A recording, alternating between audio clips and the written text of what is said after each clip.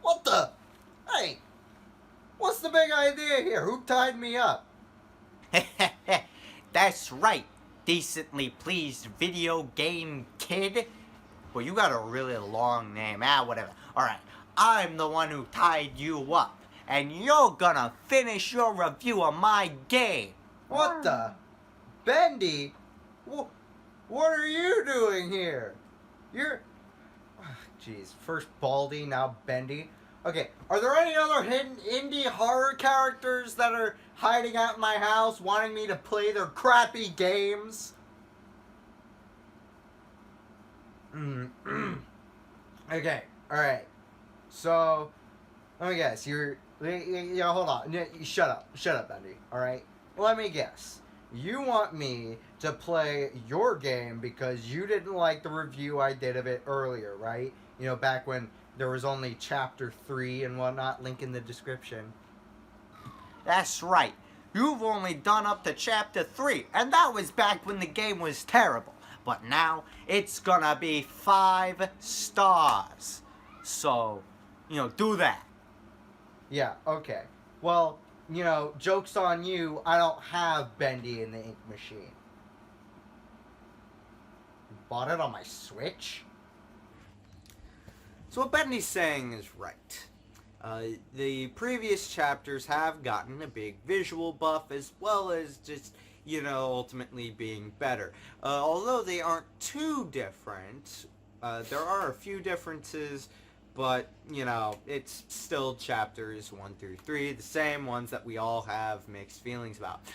So then we get to chapter 4. Chapter 4, you wake up and you're all like, oh dang, where am I? What am I doing here? Oh, I remember now, I gotta go rescue my boy, Boris.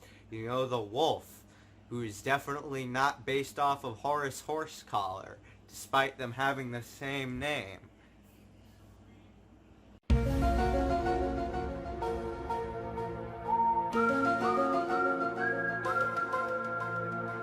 Boo!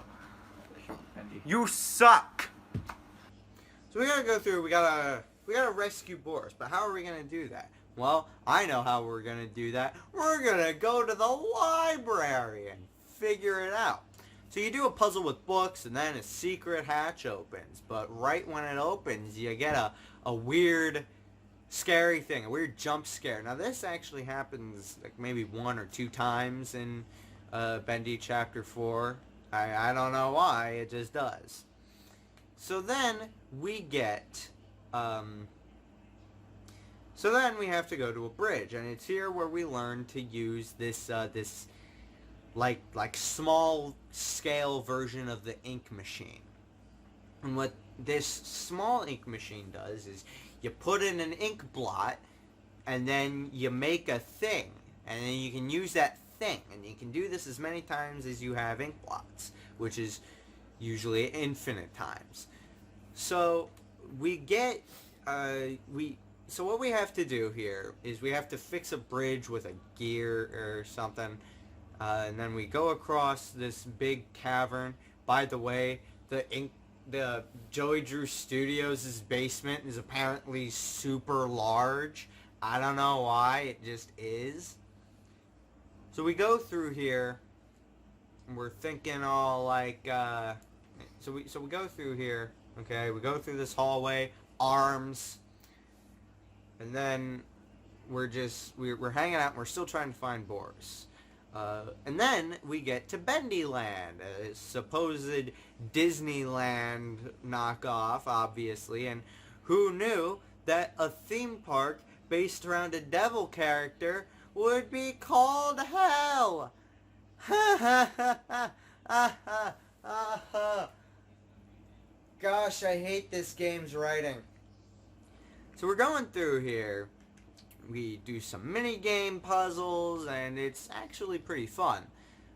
But, Alice is talking to us, and we still gotta find Boris. So after distracting the Butcher Gang a few times, we finally get to learning about the man who designed the park, Bertram Peabody. And boy, do I love Bertram Peabody. He's just a really cool character, in my opinion. I mean, you know, not Smash Brothers worthy or anything, but, you know, he's still a pretty cool character. So we're learning more and more about this. We're, you know, playing audio clips of Bertram talking about how much he doesn't like Joey Drew and how he thinks that his genius is not being used to its full potential. So then we play this one, alright, and we're at this spinny ride. I don't know what it's called, but we get here and we play the audio clip and we're walking around, but something's different. It's not formatted the same way as normal audio clips are done, but it's like, you know, whatever, maybe this was just an oversight. I mean, in Deltarune, only in the Field of Hopes and Dreams does it say what song is playing, so, you know, maybe it was just a detail that wasn't patched out. That wasn't, maybe it was just a detail that wasn't fully done. Alright, it just wasn't finished or something, who knows. But as we're going through here, the audio doesn't seem to go away. Like, the further we move away from it, the audio just seems to keep playing. And I look at the ride, and Bertram says, "I'm the ride!" And then, boom! Mini-boss. This game has a mini-boss! And it's, like, really cool. So you destroy his arms, and you attack him, and oh my gosh, this is, like, the best part of the game, not gonna lie. I love the Bertram mini-boss, alright? So, you know, you defeat Bertram Peabody, okay? And, you know, he just looks really weird. It's great, I love it. So we go through here.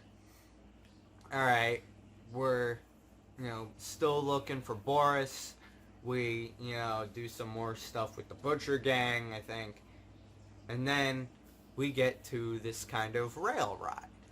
In this, we get to this boat. And we're just kind of, you know, hanging around in the boat, looking at the surroundings. I think this kind of plays out as like a cutscene, but it's still like being done in-game, so it's great. And Alice is talking to us. She is so annoying in this game. Wouldn't you agree, Bendy? Shut up, I don't care what you say. Right? Like, she's annoying in Chapter 3, in Chapter 4. You know, I really wish that, you know, someone would just come up, like, from behind her and stab her. So, you know, then we get to the end of this. It's like a haunted house. It's really visually interesting. But then Boris, he's back, but he's like in this Buzz Lightyear suit. I guess the Disney parallels just never end. But he's just, this isn't the Boris we know.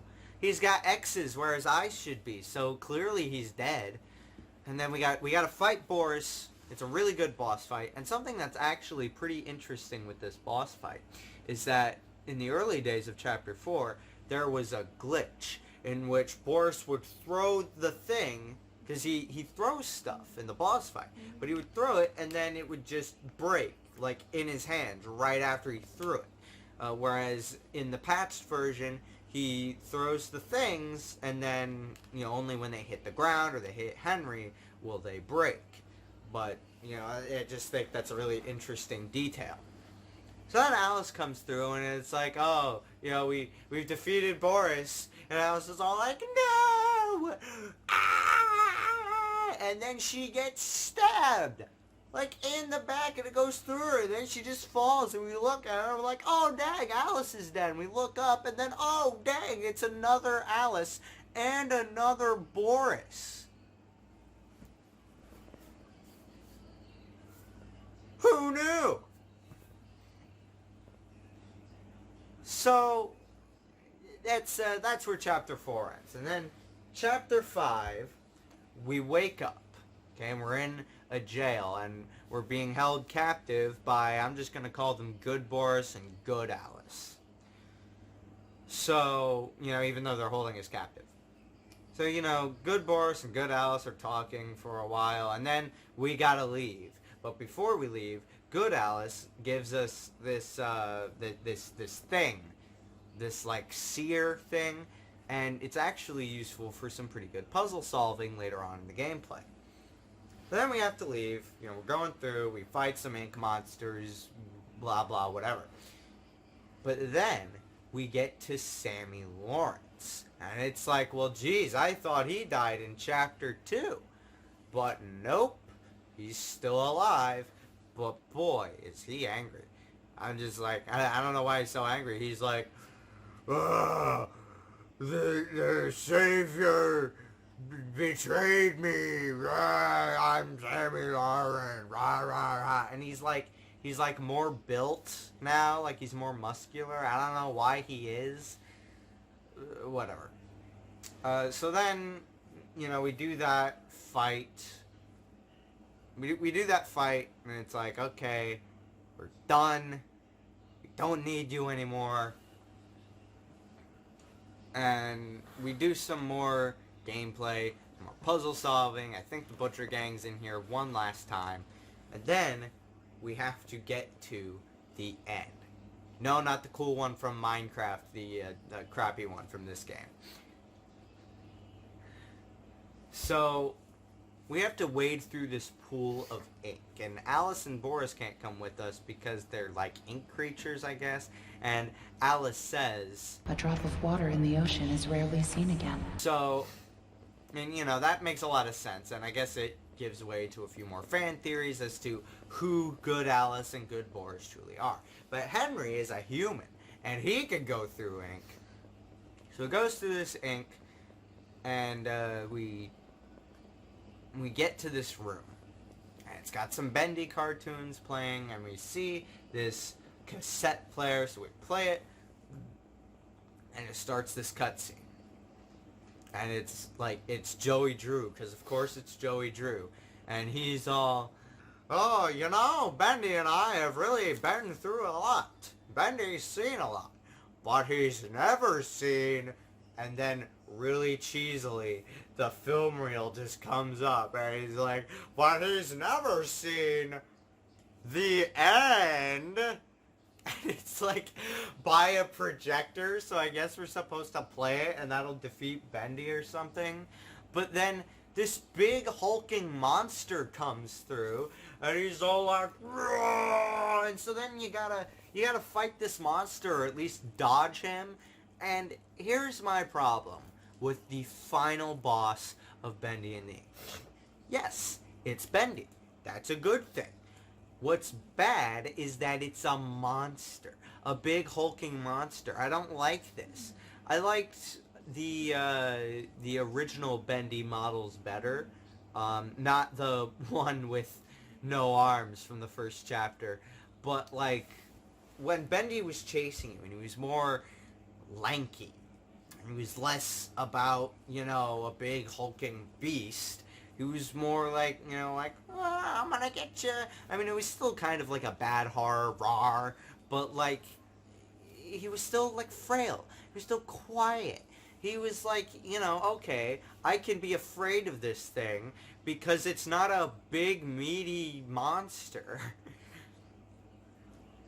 So, whatever, we get to the end of this boss fight, we put the end in the projector, and that ends Bendy's life. But then we end up in this apartment. It's all like, oh wow, I wonder what this place is. So we're going through here. You can see some letters from some of the employees at Joey Drew Studios. So it's assumed that not only are we still Henry, but we're in the house of Joey Drew. So we go through here, we see some newspapers, we see a storyboard. It looks like the boss fight we were just in, but it's different. This time we kill Bendy with a gun. I guess we're Joker from Persona 5 now.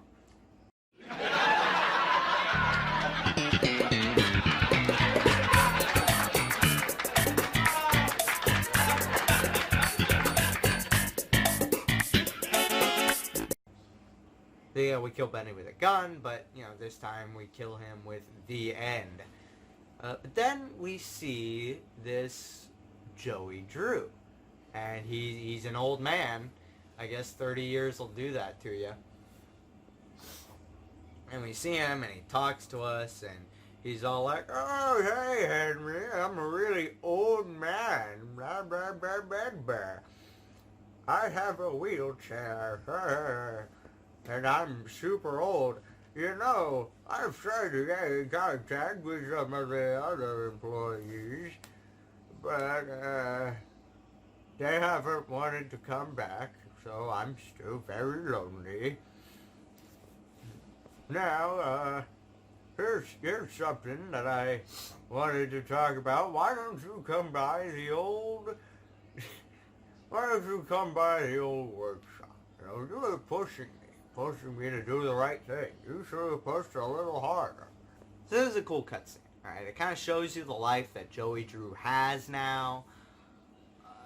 It's just, you know, it's alright. But it's really weird, because it's different stylistically from the rest of Bendy and the Ink Machine. It looks more realistic instead of less cartoony. So here's my theory. This is one I've heard, and I honestly really like it.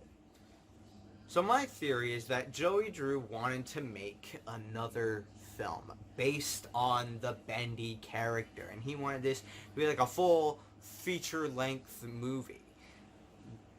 And he just, you know, he liked this experience that he had with the character so much that he was going to make a film about this. So he does that, okay? And that's what he wants to show Henry at the shop. You know, he wants to show him his idea. So it's just, that's my theory, is that this is a movie. And I think that Bendy and the Dark Revival is going to be another film of the same caliber. I mean, it's going to be a game, but like in the world, it's going to be a film, and it's going to be great. I love this so much. But now we get to the conclusion of the review. My final thoughts on Bendy and the Ink Machine. The story is great. I love the story. It's amazing. The gameplay is good. It had a rocky start, but it improved. And I just think that it's really good. But it's not the best that it could be.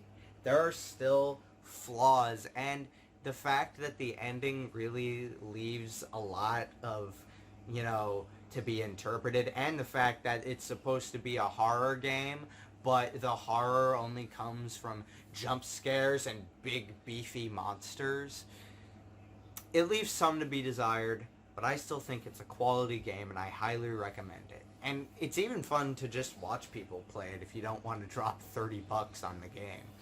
So my final rating for this game is 4 out of 5 stars. What? 4 out of 5? Oh, I can't believe you. You know what? You're negative 4 out of 5. Yeah, that's right, I said it. I'm gonna get rid of you, Bendy, because you're being real mean. You're being real rude in my review. So I'm gonna get rid of you. Huh? What? Who's that? It's me in post-editing. Wait, what? No, you can't remove me. I'm in the title. No. Ain't I a stinker? Ow.